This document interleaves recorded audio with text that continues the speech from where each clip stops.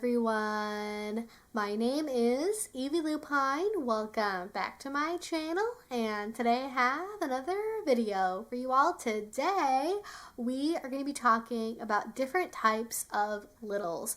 A while ago I made a video talking about different types of daddies, and it was very popular. I talked in that about how not all daddies enjoy grilling and have beards, how you can be a daddy who is nice or sweet or mean or all of the above if you want to. That being a daddy doesn't necessarily even have to be connected to your gender.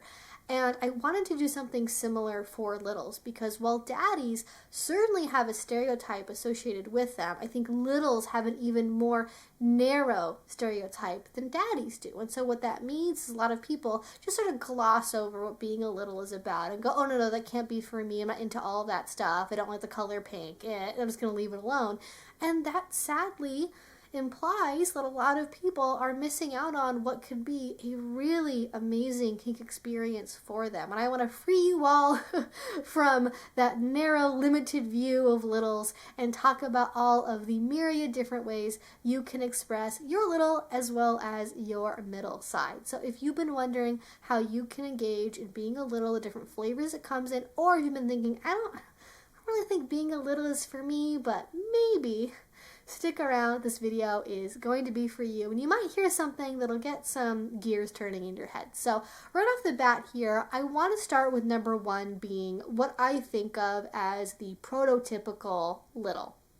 And this is basically what you would see if you went to a CGL event. Somebody wearing all pink, they've got a tutu, they have a stuffed animal, they're into coloring and cartoons, you know, that very pure, like, pink, sort of like a princess girly girl type of being a little. Of course, this version of being a little can also include more boy-centric stuff, right? Like trains and ducks and like all the kind of more like sort of boy-coded little things as well. But I'm going to probably be talking more from the feminine perspective in this video when I give examples of the aesthetic, because it's what I've seen most of the time, just to get that out there. So this is what you'll see at a CGL event, but it's not just about the aesthetic of it visually either, right? It's also about the relationships that littles can get into. We don't have to be in a relationship to be a little, but especially for the more stereotypical, what I would call soft and sweet little, they like having some kind of caretaker, or they like being taken care of by a person.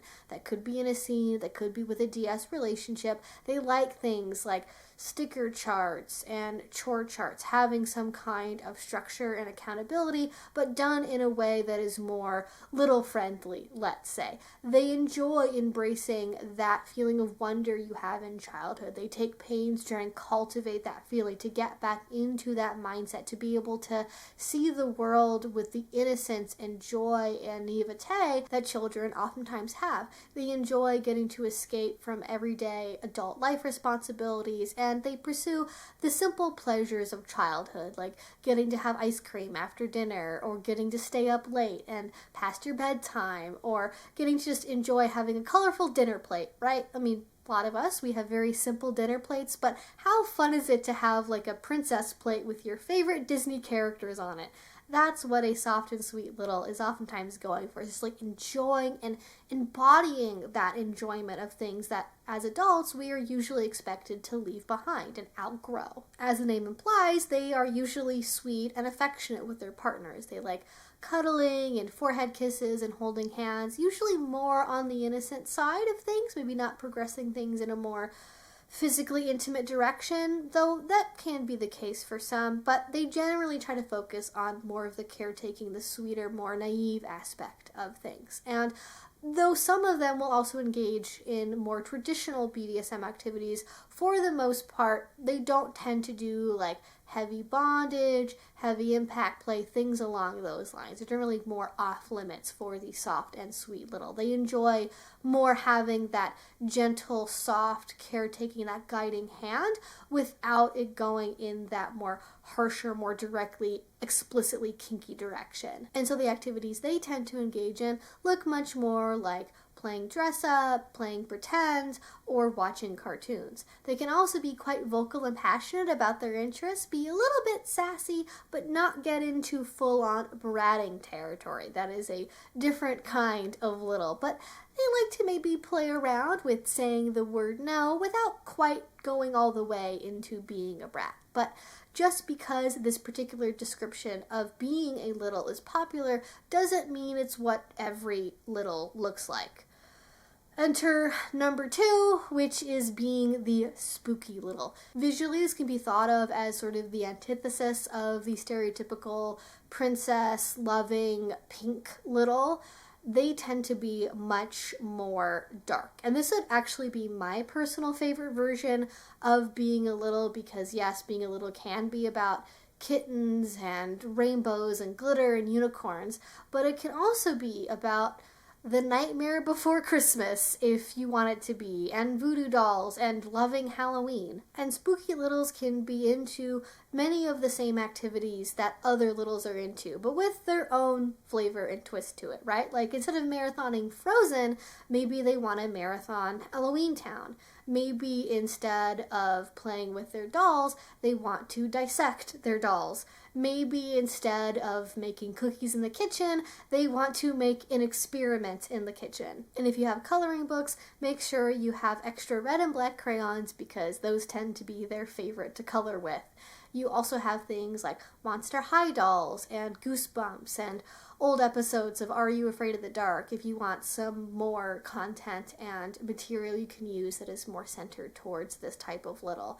And really, at the end of the day, they aren't so different from other types of little. They just happen to have maybe an appreciation for the darker and scarier things in life that other littles maybe kind of outright reject or wouldn't really engage with outside of Halloween. And I think especially if you grew up in a household where you weren't able to express your interest in these darker, weirder things, if you were told that it was bad or wrong to be into this kind of unusual stuff, being a little and pursuing this version of being a little can be really healing, because you get to finally do all those things you so wanted to do when you were a kid, but you weren't allowed to because, oh, that's too weird, that you shouldn't be into that, that's bad, that's wrong.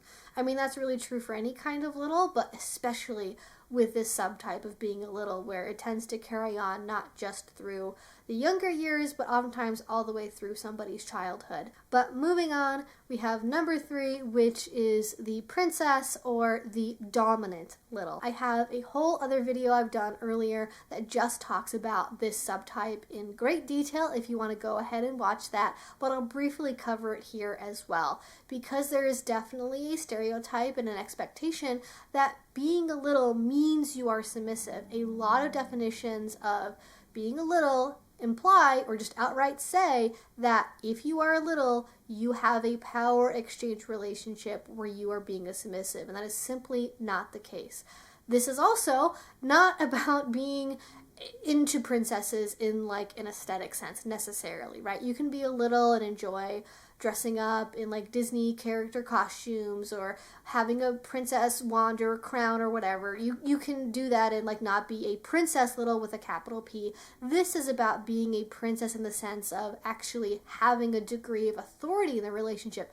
In fact, oftentimes to the point of actually being the one in control of your relationship. And I just love how this breaks a lot of stereotypes for people, because you can be a little that, you know, you have your partner or people wrapped around your finger, and what you say goes, right? If you say you want to have macaroni and cheese for dinner, you're having macaroni and cheese for dinner. If you want to watch that cartoon, you're watching that cartoon. You have people that are serving you like a princess because you are so sweet and so wonderful and so innocent that they just have to take care of you. They have to wait on you hand and foot because that's their role and that's what you want. Veruca Salt is a common inspiration for capital P princess littles and dominant littles as well. Not all play to that level of being spoiled, but that can be an enjoyable aspect of this version of being a little, because hey, in a consensual adult relationship, you get to play with being spoiled sometimes. This is like an okay, safe place to explore those maybe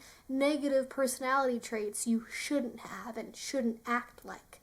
And I think something that people really enjoy about getting to play as a dominant little is there is a little bit of like mind messing with this sometimes, where the expectation is the daddy, the dominant, the caretaker is supposed to be the one in power. And you might even play along with there being some aspects of them being in power, right? Like setting a bedtime for you, having other expectations about your behavior that you simply do not listen to. That can be sort of a paper mache like facade of like, oh, we're gonna pretend that you have rules, but like not really, all the way over to like, oh, we attempt to set rules, but you just like bulldoze all the way through them. And that can be fun to play with because, again, there's an expectation, the dominant, the daddy is in power, but hey, you're the one calling the shots here. You get to stay up until 1 a.m. if you want to. Consequences be danged. And like other littles, dominant littles can also enjoy being taken care of. They like somebody else helping them, doing things for them, especially things that they are not big enough to be able to do. But unlike a lot of other littles who maybe don't necessarily have a ton of say in how certain things are done, this little has all of the say in how things are done. They have exacting expectations, okay? We're not just going to have chicken nuggets for dinner. You're going to get the good dino nuggets from the other side of town. And they're going to be served at exactly 12:35. And there's going to be barbecue sauce and ranch and ketchup all on the side of individual cups with that princess plate. And you're going to bring me a napkin and milk, please and thank you very much. Or not at all because I don't want to.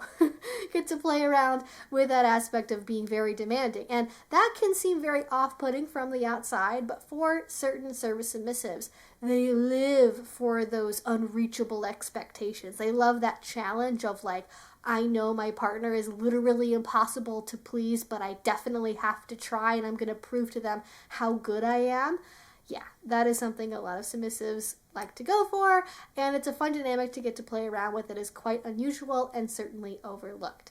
But moving on, let's talk about middles. And whether or not middles like count as a subtype of being a little is up for debate. I would say most places I have seen online will say that being a middle is a subtype of being a little. And if you don't know what this is, essentially a little is somebody that is taking on the role of a child. That could be anywhere from like infancy to probably about like, I'd say 10 or 11. And then a middle plays that intermediary role between being a little and being a big or being an adult. That is usually teen and a preteen. So again, probably about like 11 to 12 to 18 or so. And you'll see people do it all across the age spectrum, but I would say most commonly for middles, you will see people who are playing in that kind of like younger middle school, early secondary school age bracket. And what is fun about getting to play as a middle is you have a little bit more independence. With being a little, there is this through line of dependency and relying on somebody to be your caretaker. But with being a middle, you can do more things on your own. You're learning how to gain that independence, like making yourself meals, getting up on your own in the morning, brushing your own teeth, picking out your own outfits. And you get to go back to that time period of what that was like and the awkwardness involved in that, but doing it maybe better than the first time you did it, right? Like getting to experiment with different fashions, how you do your hair, makeup, different music you're listening to. You get to find your own sense of self and who you are, and getting to go back to that point of like very authentic exploration and things that are true to who you are that you couldn't express when you were that age before can be very motivating to people. Just like with being a creepy little too, right? Where there's this idea of like, oh, I couldn't do that when I was that age, but I get to do it my way now that I get to write the script. What tends to separate littles and middles is their interests and the way that they act. Middles can also be a little bit more on the bratty side, but more in like a teenager, like moody, hormonal, emotional way, where you again get that safe place in a middle dynamic to vent things, to express things, to not be perfect in the way that you regulate and control your emotions. In terms of interests, you have things like music, anime, video games, different kinds of dressing up too, not just like, putting on different costumes from a Disney store, but now you get to play around with, maybe I want to dress emo, maybe I want to dress super preppy, maybe I want to dress up like that one Britney Spears music video. You get to play around with that, sometimes to the effect of scandalizing your big partner, but not necessarily always, and just also for your sense of satisfaction in that exploring process. There's also ways to recreate teenage mischief, like sneaking out at night or going to R-rated movies when you don't have an ID, things that maybe you would have liked to have done as a teenager if you were a little bit braver, but you didn't quite have the chance to. Middles also work great for multi-partner relationships. Oftentimes with multi-partner DS relationships, you'll see like dominant and alpha submissive and then another submissive below them. You can be a middle in a relationship where maybe you are a middle with a little partner, or a middle with a dominant partner who also has a little, or you can be a babysitter for a little, or a bunch of other combinations as well. So if you like the idea of playing around with revisiting your childhood and getting to experiment with something that you wish you could have done differently, you don't have to do it with sippy cups and tutus. You can do it with anime and Hot Topic if you so wish. But moving on, I also want to talk about being a helper little, because this is a combination of kinks that I don't see a lot of people talk about, and I wish it got more airtime in the community. And being a helper little is the intersection between being a service submissive and being a little. So rather than being focused on your partner taking care of you, you also want to be able to help out, whether that be helping yourself or helping your partner do things. Because I don't know about all of you, maybe this is just me, but when I was little, like actually little, I really wanted to be able to help out around the house. I felt really proud when I could put a dish in the dishwasher, or I could fold socks on the bed with one of my parents, or I learned how to do some new task that my parents had given me, like bringing in the mail or helping to take care of the dog. And like with being a little in general, where you have the sense of wonder of like going back to simpler things that you have kind of now taken for granted, you can do the same thing with service and being a little, where it's really, really important when you're little and your caretaker tells you, like, okay, we're gonna learn how to load the dishwasher today.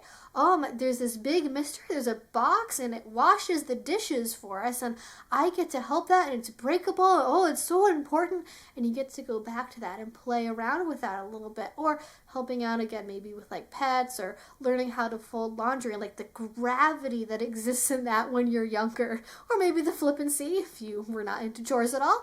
But you get to go back to it and redo it and see how it feels a new time around. And that earnestness that exists with wanting to help and be good. And you can also play around with a level of purposeful incompetence with this. Like, it's okay that you don't know how to do something. So if you're an adult now and you're embarrassed because you never learned how to properly load a dishwasher or fold a towel, you can do that with this. You can have your partner teach you and tell you, literally by putting their hands over your hand, this is how we load a dishwasher. This is how we fold a towel. And then gradually gain competence and joy in doing that activity. Moving on, let's talk about being a bratty masochist little. I would say with being like this kind of little and being a soft and sweet little, this is probably the most popular archetype for different types of littles, because it's exactly what it sounds like. It's being a little, but you enjoy being a brat and being masochistic at the same time.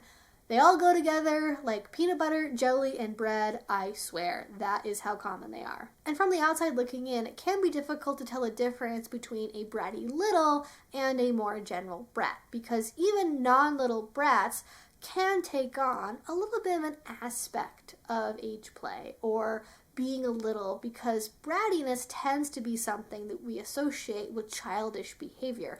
But with being a bratty little, that really elevates the childish aspect of being a brat, in my opinion. Think of things like stomping feet or slamming doors, eye rolling, blowing raspberries, la la la, I'm not listening to you, things like that, where, probably wouldn't do those generally as an adult, but a bratty little certainly would. And the reason for why they do things like this is they like getting a rise out of their partner. It gives them a good context for things like impact play and their masochism, because They deserve it. They earned it. They need to be corrected. And this can be a place where you can get that behavior corrected. You can act outside the scope of typically acceptable behavior, and your partner isn't going to leave you and break up with you because you've planned this, you've consented to it, you've talked about doing this. And I think a lot of people are afraid of, again, letting out maybe more negative aspects of their personality, or maybe not even parts of their personality, but like emotions and brain states. They don't let themselves be in because, oh, as a well-adjusted adult, you're not allowed to act like this.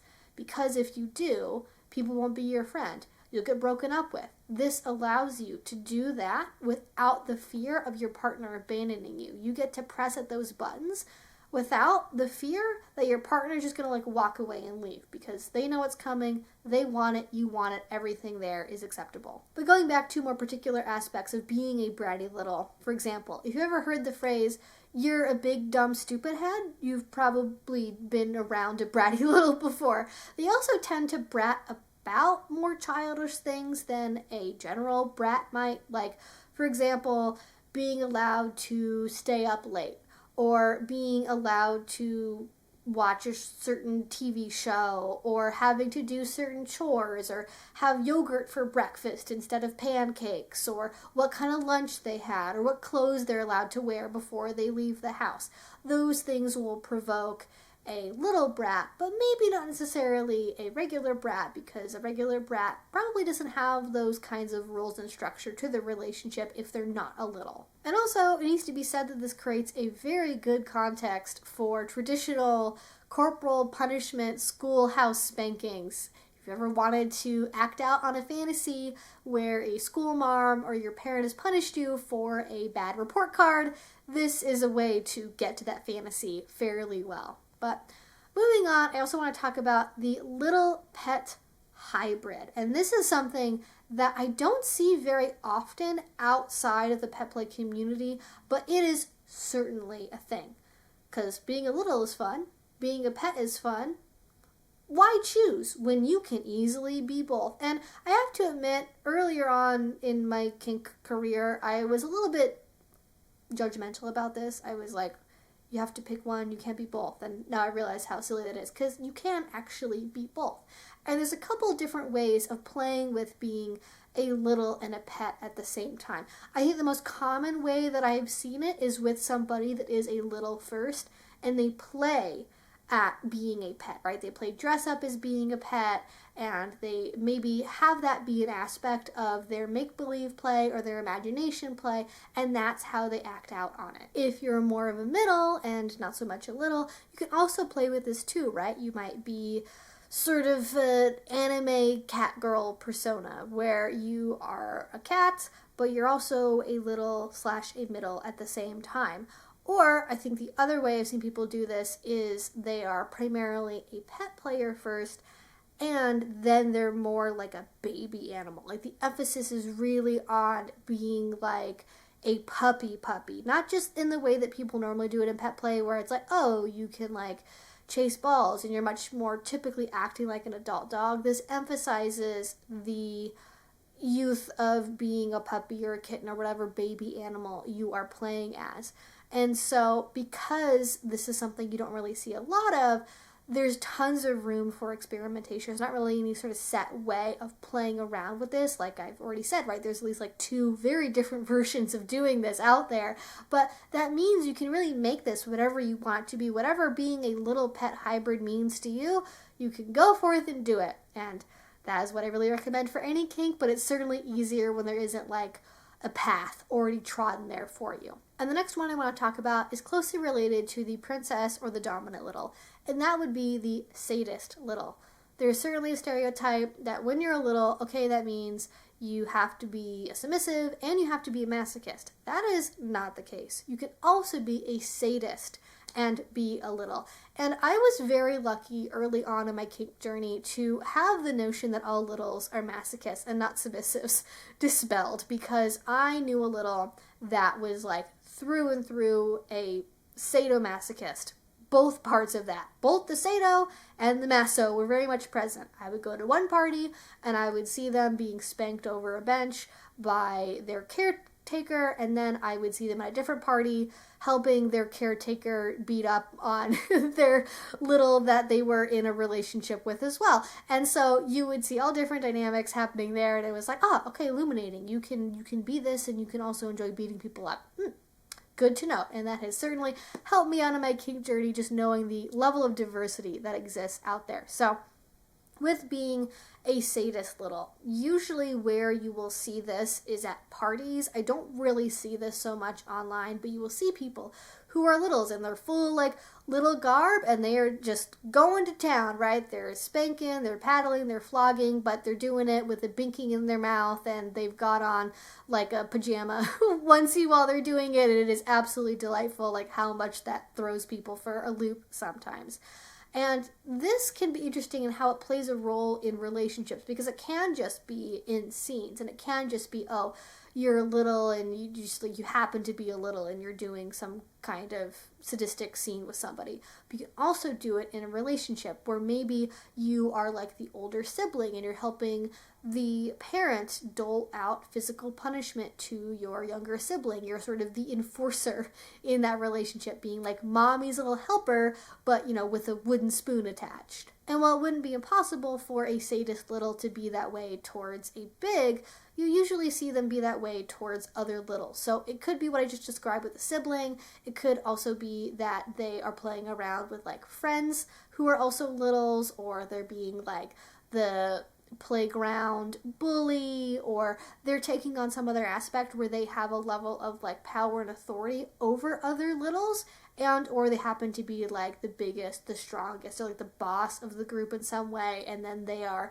enforcing social norms or just to bully someone for the sake of doing it. So lots of ways to do this, both with emotional sadism as well as physical sadism. You can do things like pull pranks or make fun of someone or do practical jokes or make just like cutting remarks at someone, and just channeling that inner middle school bully, because they are probably the worst of all the bullies if I had to pick one. But moving on, let's talk next about the dark little, and definitely content warning for this one. This one is something that a lot of littles don't even really like to acknowledge exists in the community, but like I don't make the rules.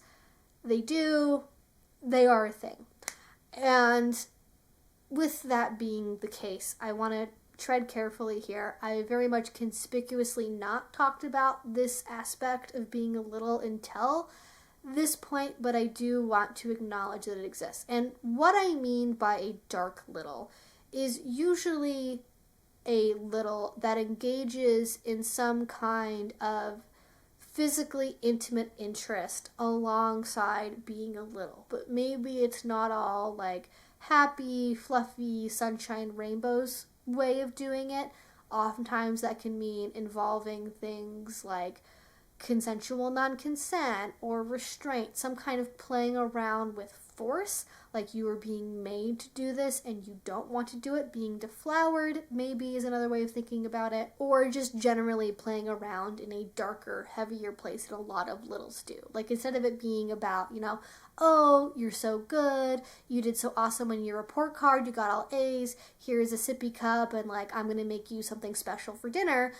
Well, this kind of little, they want to be punished. They want to be taken to the edge. They want to be beaten until they are literally black and blue. It could also look like role-playing innocence being lost, or the sheer level of humiliation that would come from being embarrassed in front of an entire room or classroom of your peers. Willingly revisiting that is definitely edge play.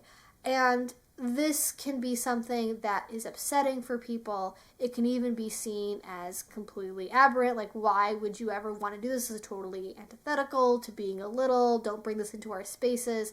But this is why I want to make this video, because a lot of people will say, or at least some people will say, this isn't what being a little is about. We don't want this in our spaces.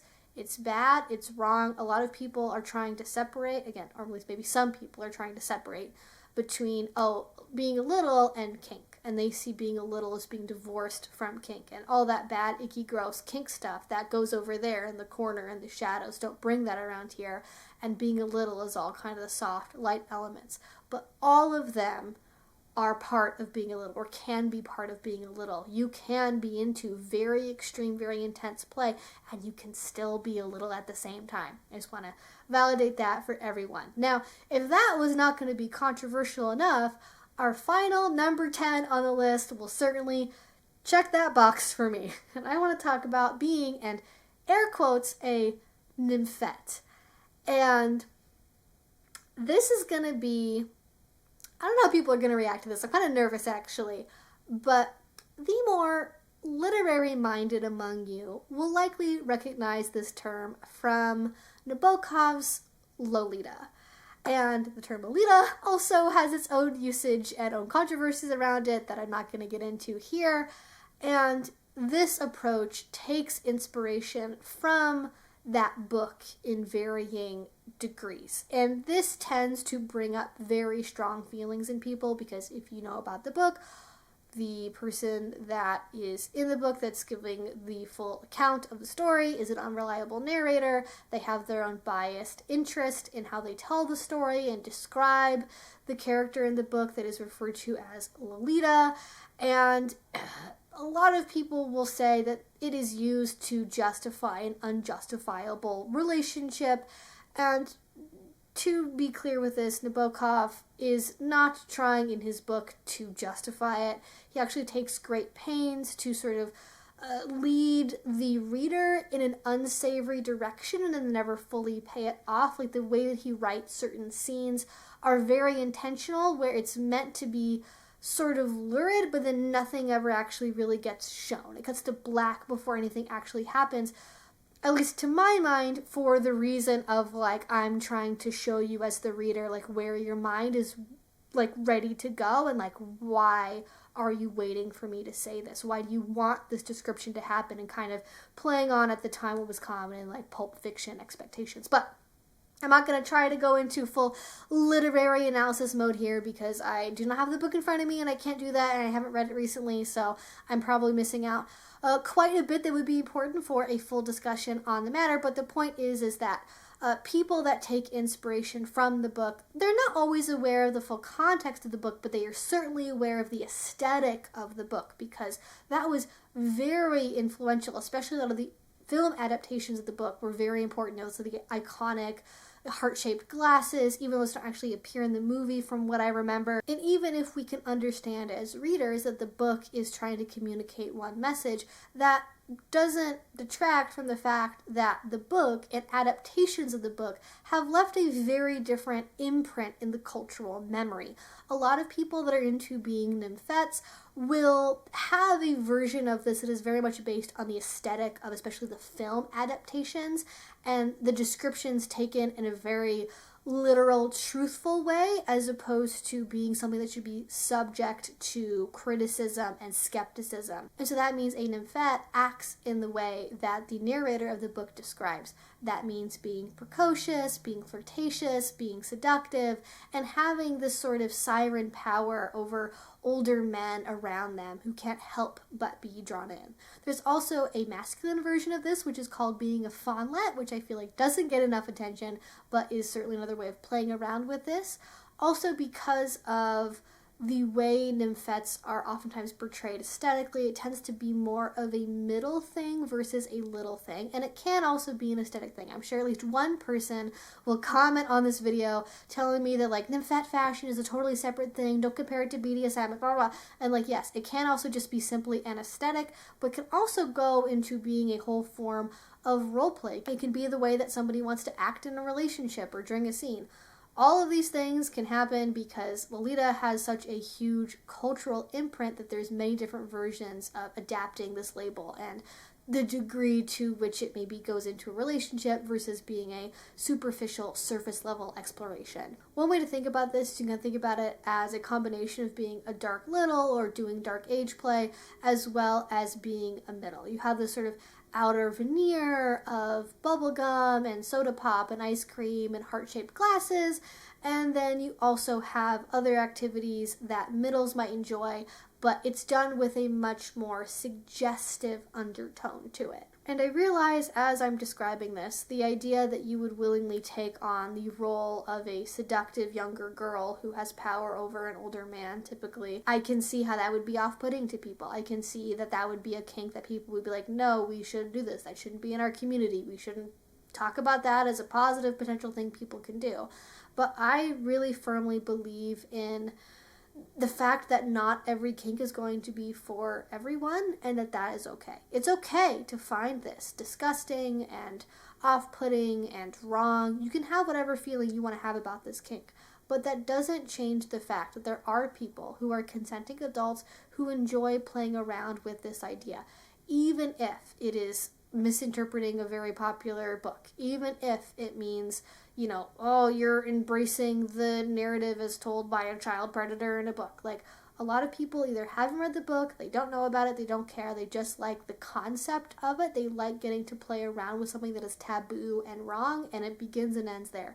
You can think that's very limited, you can think that that is wrong to do, that somebody should do more research before they do a certain particular kink, but people are gonna kink regardless of what we think about it, and I don't think this is something we need to set a firm barrier around, because there are people out there who think every kind of being a little is wrong, and that being a little is gross and disgusting and should not be permitted and needs to be stamped out. And I don't agree with that, and I think that being an nymphet, if that's the thing you want to do, is maybe not my cup of tea, but I don't think there's anything implicitly morally wrong about it either if you're doing it as a consenting adult. And also, people take perverse inspiration from all kinds of books, from the Bible to To Kill a Mockingbird. You know how many daddies are based on Atticus Finch? A lot. Way too many. Just so many daddies want to be Atticus Finch. It's out. Like, I get the inspiration, but in any case, that is where I'm going to end this video for today, y'all. Thank you all so much for watching. I would love to hear your thoughts in a comment down below. What did you think about this? Are there any big types of littles that I missed? What did you get out of this? Did you discover any new types of littles from this video? Let me know what you're thinking and feeling in a comment down below. If you did enjoy this and already, please do subscribe, because I make videos twice a week about all sorts of different kink and BDSM related topics. And finally, want to support what I do, the best you can do that is with Patreon.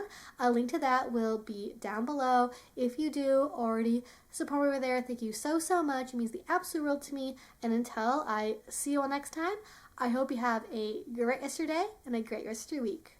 Bye-bye.